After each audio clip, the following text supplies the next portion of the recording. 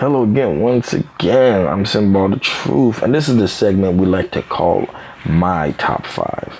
Because obviously, you know how the NFL and the Madden works. You throw enough passes, throw enough yards to put you in a position when really you shouldn't be in a position. So let's start off right here. I'm going to go with my number one quarterback. We're going to put Matt Ryan. The reason is 3,756 yards. His completion and attempt ratio is under 100, 67% completion ratio with a 39 touchdowns to a 25 interception ratio. So Matt Ryan is not only the reason that his team is in first place right now in the division, he's also the reason why they're going to make that playoff run and have a strong week coming into 15. My number two would be Drew Lock. He has thrown for 3,343 yards. Now, his attempt to his completion ratio is very high. As you can see, his completions to his attempts, so he's basically attempted 135 more passes than he's completed with a 62% completion ratio. But look at his touchdown to interception ratio. 44 to 22. 44 touchdowns to 22 interceptions. So he's 50% on his interceptions. So basically, he's throwing more touchdowns every game than he is interceptions. He could throw 5 touchdowns and then throw 1 interception. By the time it's already too late. That's why Broncos are pretty much riding the division and going pretty strong at number 2 in the conference, as you can see. My number 3, if we're looking at it, would actually be Deshaun Watson, because Deshaun Watson, even though he has less yards than Tom Brady, he does have more touchdowns to the interception ratio. So basically with a 56% completion ratio, it may be lower than Tom Brady's, but in the end of the day, Deshaun Watson is hitting more and scoring more than he is throwing to the other team. So kudos to Deshaun Watson coming in number 3. Number 4, of course, would be Tom Brady, throwing 3,658 yards. High, like I said, another high in completion attention ratio, with the touchdown ratio about right there at the edge of the line. So basically, what maybe everyone have close to a touchdown, he's throwing an interception. So Tom Brady, and also you could see by the record, that ratio shows why they are pretty much not seeing eye to eye with the playoffs this year, even though with a 61% ratio of throwing. Patrick Mahomes, I would give him the number 5, even though throwing 4,000 yards. I mean, look at completion ratio to the attempt ratio. Now, it may be shorter than what you think it is, but with a 59% completion ratio, throwing more in the game, basically, he's throwing the same amount as Tom Brady for every touchdown. There's an interception in the game. So, kudos to Patrick Mahomes coming at number 5. All right, Simba the Truth here again, and I know you just heard your top 5 QBs. Okay, so once again, we're doing it my way, and this is how we're going to do it. Now we're going into the top 5 running backs.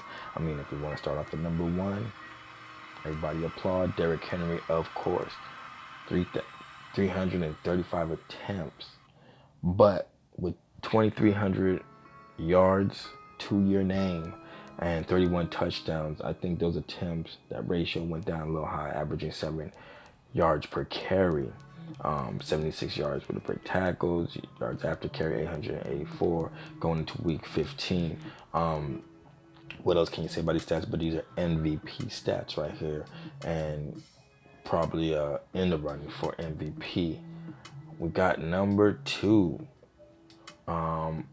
We're gonna go by touchdowns here, and I'm gonna go with Mozart, or Mostert, Mustard, Mozart. It doesn't matter, because you get Moss when he's on the field and you try to catch him. That's why he carries 1,800 yards to his name with 233 attempts, averaging 7.8 yards a carry with 22 touchdowns going into week 15. So our number 2 running back from the 49ers, Mozart. Now, we know there were some moves made, low-key underground, between Dolphins and Eagles. And Dolphins and Eagles talked it over. They found some way in some contract to do it, but they got it. And we're going to go with Matt Breida coming in number 3. Does have 202 attempts with 1,600 yards to his name, but with 20 touchdowns. And the Eagles, being the NFC East division leaders right now, I think it has shown proof that him coming to the Eagles has been a big help to their offensive squad and, put up points and help put up the numbers. So at number 3, we got Matt Breida. At number 4, we're going to bring in Alvin Kamara. The reason Alvin Kamara, he has 1,300 yards with 212 attempts.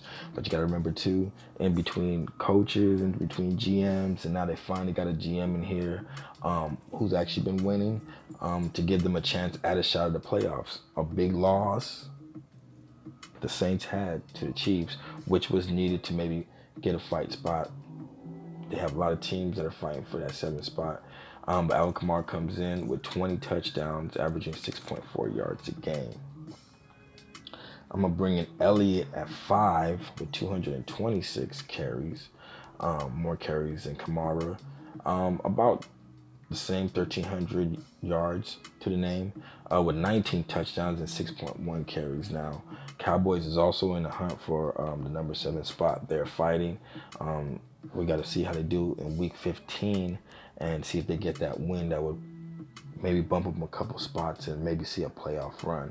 We want to mention A. McFarland. He's not in the top, but we want to mention him because he has rushed for 2,149 yards this season, 13 touchdowns. So he's not scoring as much as his numbers would show, but he is putting up numbers. The Steelers are doing their thing. Don't believe they're in the running, but McFarland has shown that in the future as a rookie, he will be one of those people to look for and possibly rookie of the year. Okay, so now we got the running backs out the way.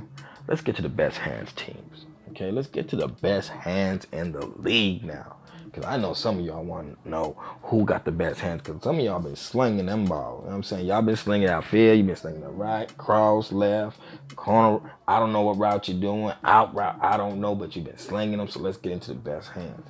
And we're going to start at number 1 with Julio Jones. Damn, 59 receptions. 1,500 yards. 25.9 yards averaging per catch with 22 touchdowns, keeping him top of the line and top of the steed. Julio Jones, Atlanta Falcons. May I say more or should I say less? The question is, will anybody in the South right now stop that duo? Matt Ryan and Julio Jones, number 1. Tyreek Hill is coming at number 2 with the second best hands in the league. 63 receptions, but only 1,400 yards to his name, averaging 23 yards per catch with only 21 touchdowns, less than Julio Jones. But look at this. Julio Jones is averaging more yards with less receptions. Averaging more yards with less receptions, averaging more touchdowns with less receptions. So in the end, Julio Jones, top line, Tyreek Hill, still coming up. But like I said, there's 2 weeks left, so that can obviously change. This is week 15, but right now Julio Jones has the best hands. Number 3 is Patrick Campbell from the Colts. 79 receptions with 1,300 yards to his name, averaging 17.5 yards per catch and 10 touchdowns going into week 15. Colts hasn't been a real threat, but at the same time, Paris Campbell is trying to make a name, and possibly by next year, he may be one that you talk and hear about more often. At number 4, we have Mike Evans from the Buccaneers. 64 receptions with 1,300 yards as well. 20 yards averaging per catch and only 10 touchdowns going into week 15. The Bucs haven't had the record that people thought they would have, especially with Tom Brady, Gronkowski, and the offensive weapons and the defense, young defense they got. But in the end of the day, it is the NFC And Bucks has shown that this year is not the year, and next year might possibly be. So we have to look out for that. But coming in number 4 today at best hands is Mike Evans. Number 5 is Stephon Diggs. He comes in with 60 receptions, 1,300 yards as well, with 21 yards averaging per catch and 11 touchdowns. One more over Mike Evans, but the Bills is also a team that's fighting for a spot. So Stephon Diggs going to the Bills from the Vikings has been a big help, and it's showing through Bills' record in their fight in the AFC East, which Patriots has still seemed to be in charge of. Look out for some receivers like John Ross. He's with Joe Burrow right now, so he may be one we'll look out. And Brandon Cooks, Deshaun Watson, one of the top 5 quarterbacks in the league. So they're your best hands. Okay, this is a quick segment I like to call the best of the best. You know what I mean? Everybody likes to hear about the individuals. Everybody likes to hear about, what their player is doing, what their star is doing. They want the MVP, coach of the year. Everybody wants to fight for that. That's what this tells you about people's hunger that their superstar is the next superstar everybody knows about. So when next season follows, they know when they step in the field to follow that superstar and watch what to do. Matter of fact, you game plan for that superstar. That's why we have MVPs and individual stats. But this is the best of the best. Now we're going to start off with offense. Falcons has shown they are the top number 1 offensive team in the league right now, totaling at 55,101 yards going into week 15. They're passing for 3,617 yards while rushing for 1,484 yards. They're averaging 38 points per game, 39 basically, and basically they're showing that they can basically run a game, control a game if needs be. 39 passing touchdowns going into week 15 and 22 rushing touchdowns with 159 first downs gained. That's heavy. First down's a big thing. That's what keeps the drive going, keeps the defense off the field, rested. And Falcons been proven that's why they're number 1 in the NFC South. Coming in at number 2, weirdly, the Buccaneers, one of the best offensive teams with 5,000 total offensive yards. They're passing 3,525 yards. Their rushing is for 1,479 yards. They're averaging 27 points per game. Passing touchdowns. They have 28 to 17 rushing touchdowns with 191 first downs gained. So even though Buccaneers has shown their poor skill by their record this year, I believe that going into next season, they're a team that you may want to watch out for because they're showing that they're obviously one of the offensive forces in leagues that are not to be messed with. Number 3 is the Chiefs, 45,000 yards offensive. If you want to say 4,999. But they have 3,900 passing yards, which is, Chiefs armada, though the Tyreek Hill. Rushing, of course, only 1,000, 1,100 if you want to just round it off with 28 points per game. They're throwing 35 passing touchdowns per game while having only 13 rushing touchdowns, but holding games and keeping them close for the playoff. They do have 203 first downs gained. So, that's big. If you don't know, first downs, like I said, keeps the drive moving, keeps the defense on the field, keeps your defense rested. So, it keeps their defense tired.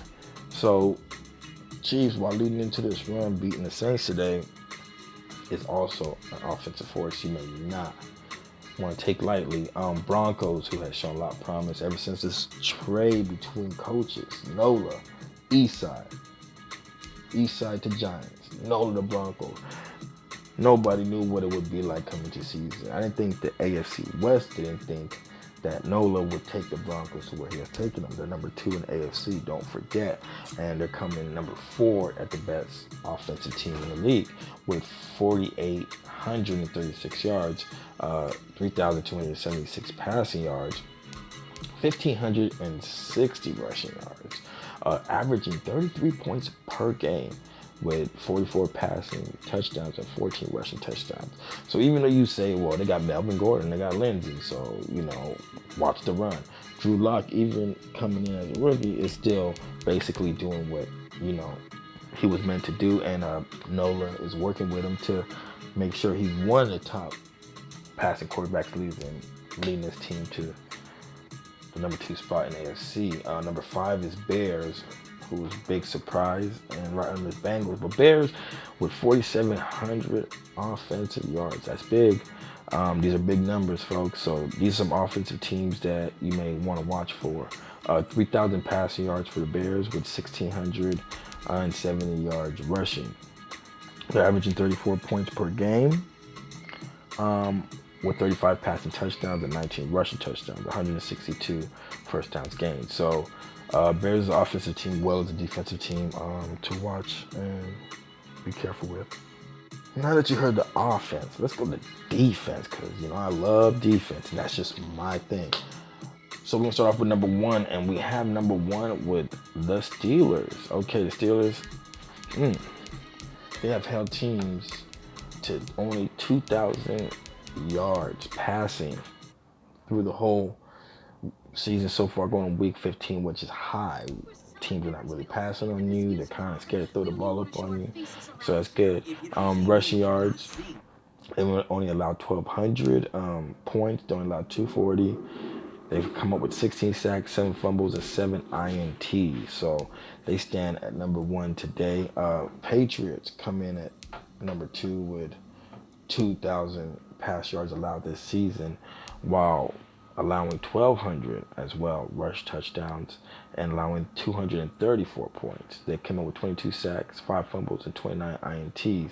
Now you look at the numbers and how the rating it is basically by the totals. So basically the lowest total is, but if you go look at this, Patriots would be basically above Steelers, because at the end of the day, with the 29 INTs and 22 sacks, basically it overcomes whatever total yards defensively they have allowed. But you know how Madden does. And coming in number 3 is the Eagles, who only have allowed 1,700 pass yards with 1,700 rush yards. So you can see the balance out as Patriots and Steelers, their secondary is more or less of you can pass some, run less, where Eagles is balanced. So you got to kind of pick and choose what kind of day they're having and try to hit them on that note. But with only 226 points allowed against them, 14 sacks, 4 fumbles, and 39 INTs. Wow, that would boost them up very high. But right now they're at number 3. Titans, Derrick Henry, Mr. MVP so far looking, come in at number 4. Now they only allowed 3,500 total offensive yards going into week 15, which is good. Like I said, the numbers add up. With 2,600 pass yards allowed, 848 rush yards allowed. Do not run on them. Don't think about running. But then again, people may say, well, I can pass on them, I won't run. So it differs, especially in the AFC South. Passing, running, it differentiates. So you got to take your shots. But he has shown that running is not one of the things you should think about doing when you walk into Tennessee or he walks into your house. But only 287 points allowed. Wow. So you can see a lot of teams are passing them and they're putting up numbers on them. But the running is Titans basically bread and butter. Don't run on them. 24 sacks, 3 fumbles, and 27 INTs. So I guess you could tell by the balance of the Titans how they have allowed a lot of points, allowed a lot of passing yards, calmed down the rushing yards, and everything just balanced out on defense, putting them number 4. Browns coming at number 5. Right under them is Lions. Browns with only 2,200 passing yards allowed this season, 1,300 rushing yards allowed, with 240 points allowed, just as the Steelers. But they come up with 33 sacks 8 fumbles and basically 30 INTs. If it was, my way, like I would do it, then it would switch up because Browns would have to go to number 1. Patriots would have to run to number 3 or 2, because with Eagles, you can see the 39 INTs. That's big. That's 10 more than the Patriots. But the Patriots also have 8 more sacks than the Eagles. So you can go either way. In my case, you would go more of the yardage. So it balanced out for the Eagles. So I would put Patriots probably at number 2 with Eagles at number 3. With Titans coming at number 4 and Steelers going at number 5. That was the way I would do it. But, But anyway, that's your top 5 defenses. So, like I said, on the offensive side, good. Defensive side, you might want to watch out for. Well, I'm Simba the Truth. This is Wild News Edition with a broadcast by Rio and also by the good fellas of Tennessee Titans dealership. I know it's week 15. But you need something big. You need something good. You need something that's going to make your team get that jump. Well, let me tell you this. Why not call up the one person that will always give you the deal that you need to get your team that jump start? That's right. Call up the good fellas at Tennessee Titans dealership. Where OGJ Boss will get you the deal you need and the players you want. Hey, who knows? He might give you the star that you thought that you never could see. And he may have it. May not be on the lot, but in the garage, there's everything you can find. OGJ Boss, Titans dealership, Tennessee. I'm Simba the Truth. This is Wild News, and thank you for joining us. Y'all have a good day. And to all the owners and GMs, you know what time it is. It's week 15. The wait is over.